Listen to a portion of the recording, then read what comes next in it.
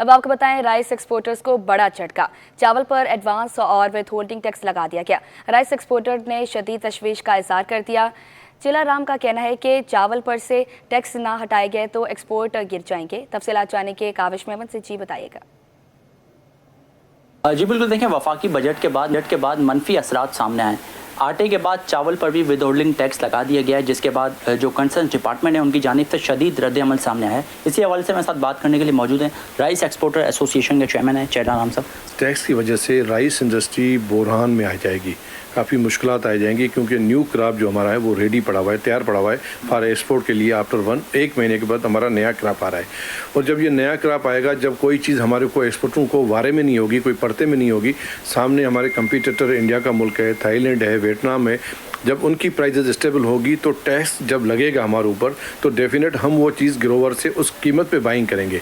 जब ग्रोवर को प्राइस सही नहीं मिलेगी तो ग्रोवर जो आबादगार है, किसान जो है, वो रोडों पे आ जाएगा, और उनको जब कोई चीज़ बारे में नहीं होगी तो नेक्स्ट ईयर वो क्रॉप ही नहीं लगाएगा।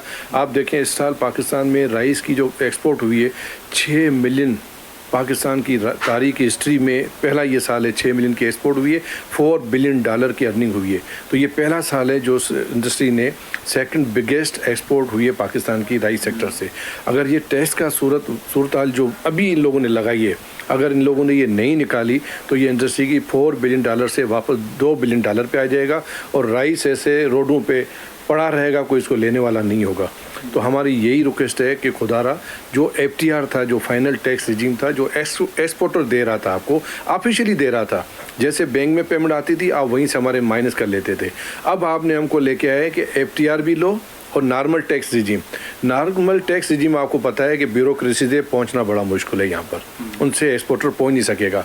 जो भी आपको टैक्स लेना है आप हमको फाइनल टैक्स रिजीम में लेके आए। बिल्कुल, देखिए राइस एक्सपोर्टर एसोसिएशन ने अपने शदीद रद्द-ए-अमल का इजहार किया है। उनका कहना है कि हुकूमत ने जो इजाफी टैक्स लगाया है इसको फिलफौर वापस लिया जाए, बसूरत दीगर एक्सपोर्टर पर मजीद बोझ पड़ेगा।